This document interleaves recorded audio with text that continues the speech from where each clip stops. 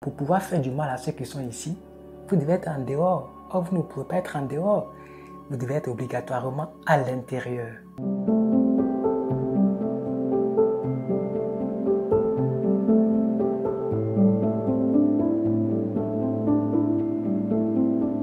Qu'est-ce que la spiritualité? Comment développer la spiritualité? Bienvenue sur Pennyfavor Institute. Je suis votre serviteur Kedia Kassi.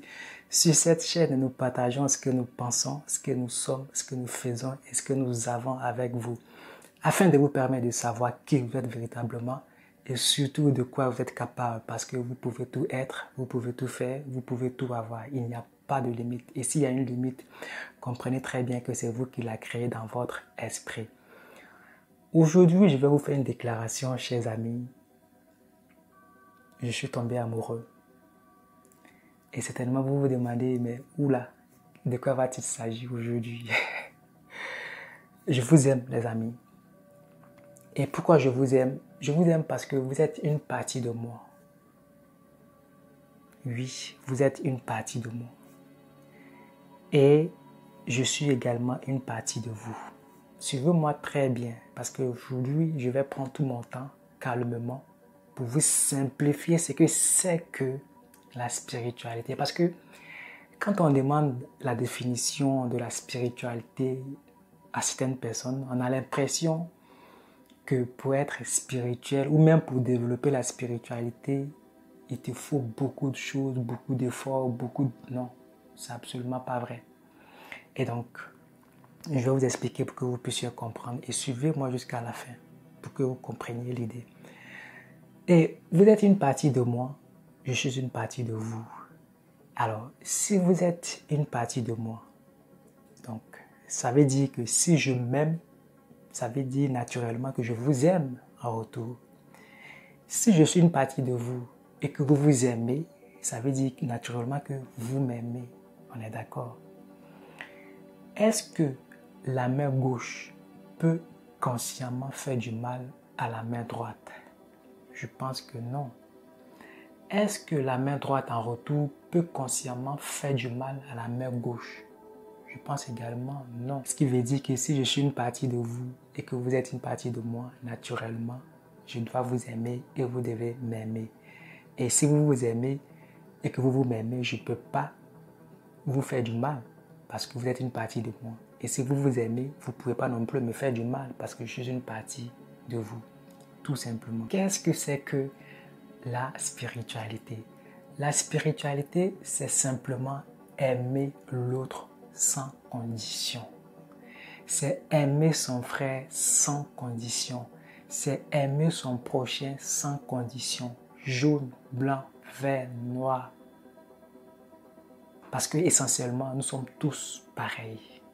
Nous avons tous une même origine spirituelle. Nous avons été tous, pour ceux qui croient en Dieu, tous créés par un même créateur. Le souffle de vie qui est en moi n'est pas différent de celui qui est chez mon voisin, chez mon frère, chez ma soeur.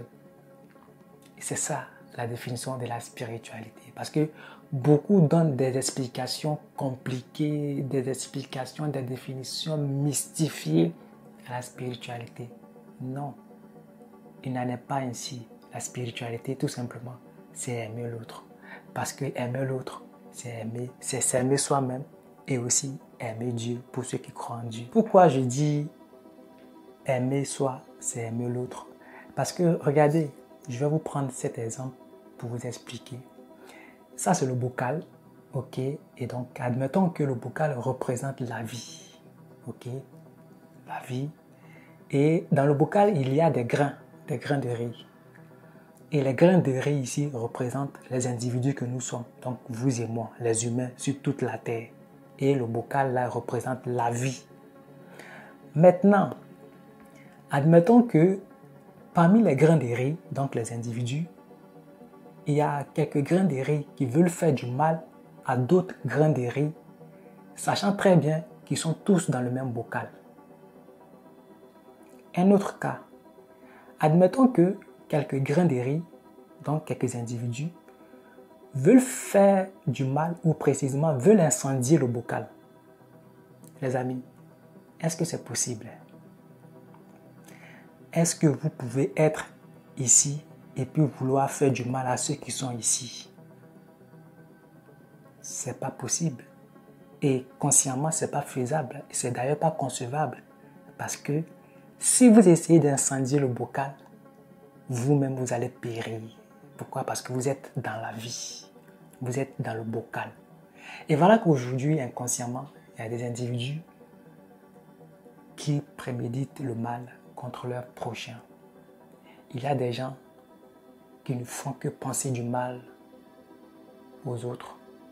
Ils pensent que c'est en entretenant des pensées de haine, des pensées de jalousie à l'égard des autres qu'ils vont avancer. De vous à moi, est-ce que ce n'est pas l'ignorance? C'est purement l'ignorance. Maintenant, vous qui êtes conscient, vous qui regardez cette vidéo, donc vous qui êtes informé à partir de cette vidéo, vous connaîtrez la vérité vous rendra libre. Vous qui savez, vous qui comprenez maintenant, si vous avez votre prochain, vous avez un frère, vous avez une sœur qui a des pensées négatives à votre égard, qu'est-ce que vous devez faire? Parce que la pensée négative ici représente l'obscurité, représente tout ce qui est négatif, tout ce qui est mauvais. Et comme vous le savez, nous sommes tous ici. Pour pouvoir incendier le bocal, il faut être en dehors du bocal. Mais si tu es en dehors du bocal qui représente la vie, c'est que tu n'existes pas. Si on enlève le souffle de vie qui est en vous, donc qui est en nous, ça veut dire qu'on ne vit plus. Ok? Si vous voulez incendier le bocal, vous devez être en dehors du bocal. Mais si vous êtes en dehors du bocal, ça veut dire que vous ne pourrez rien contre ceux qui sont dans le bocal parce qu'ils sont protégés par la vie. Comprenez très bien la vidéo. Comprenez très bien l'expérience que je suis en train de partager avec vous. Parce que j'ai pris du temps pour réfléchir. J'ai demandé à mon subconscient de me donner des explications, des exemples palpables pour que je puisse partager avec vous, pour pouvoir vous libérer. Donc, pour pouvoir pour pouvoir faire du mal à ceux qui sont ici, vous devez être en dehors. Or, vous ne pouvez pas être en dehors. Vous devez être obligatoirement à l'intérieur. Et si vous êtes à l'intérieur et que vous préméditez le mal contre ceux qui sont avec vous à l'intérieur, dans le même bocal, dans la même vie, c'est à qui vous faites du mal. C'est à vous que vous faites du mal. Et donc, je vous interpelle, vous qui savez par exemple que les autres, par exemple, vous haïssent, qui vous jalousent, vous, ce que vous devez faire, vous devrez entretenir en retour des pensées positives à l'égard de ces personnes. Parce que les personnes qui entretiennent des pensées négatives et obscures à votre égard vivent pleinement dans l'ignorance. Mais vous, est-ce que vous allez rejoindre ces individus dans leur ignorance? Je pense que non. Donc, soyez toujours gentils avec ces personnes. Aimez toujours ces personnes sans condition.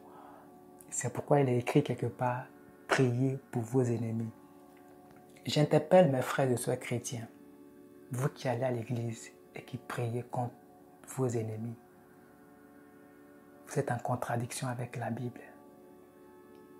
La Bible dit, priez pour vos ennemis.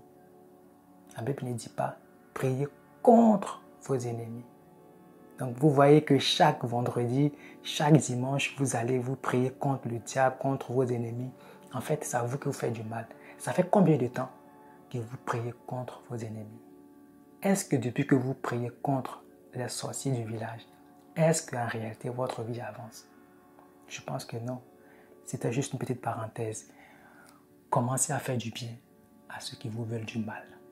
Commencez à aimer ceux que vous haïssez. L'amour, c'est la plus grande force spirituelle. L'amour, c'est la plus grande et puissante force spirituelle. Pourquoi? Parce que l'amour, c'est la lumière. Quand vous avez l'amour dans votre cœur, quand vous entretenez des pensées d'amour, des pensées positives, qu'est-ce que vous faites? Vous devenez fort, vous devenez invincible.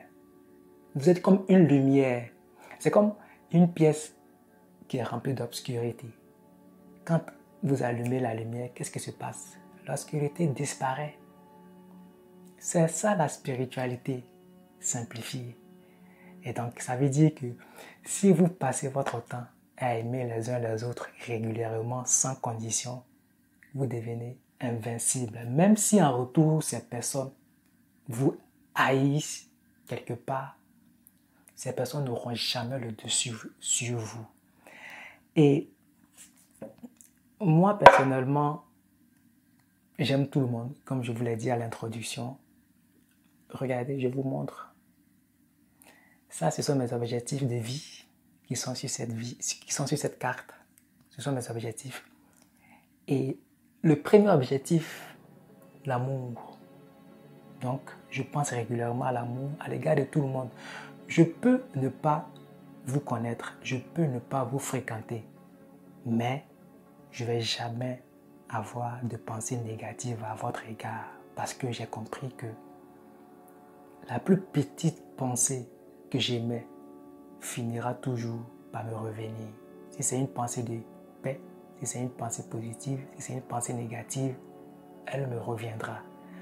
Mais étant conscient, je ne vais jamais entretenir des pensées négatives contre qui que ce soit parce que je suis dans la vie. Pour pouvoir faire du mal à ceux qui sont ici, il faut que je sois en dehors. Mais comme je ne peux pas être en dehors, qu'est-ce que je dois faire? Je dois vous aimer. Je suis obligé, c'est un devoir pour moi. Et donc, ma priorité quotidienne, c'est l'amour. Si vous regardez bien sur cette carte, au début, l'amour et le bien à la fin de la carte. Je pense régulièrement au bien, comment faire du bien à mes amis, à mes frères et sœurs autour de moi. En réalité, vous n'avez pas d'ennemis.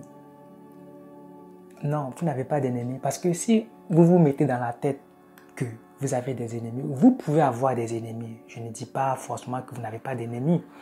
Vous pouvez avoir des ennemis, mais vous mettez-vous dans la tête que vous n'avez pas d'ennemis. Pourquoi? Parce que si vous commencez à vous mettre dans la tête que vous avez des ennemis, vous risquez d'entretenir des pensées négatives à l'égard de ces personnes. C'est-à-dire, au lieu de vouloir leur faire du bien, vous allez être réticent.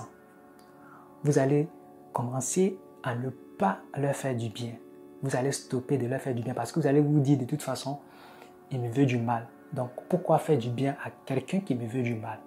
Vous voyez que vous rejoignez aussi inconsciemment ces individus-là.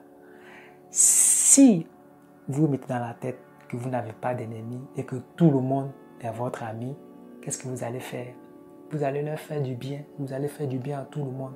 Parce que plus vous aimez les uns les autres, plus vous aimez ceux qui vous haïssent, ceux qui vous détestent, ceux qui vous jalousent, vous devenez invincible, vous devenez fort.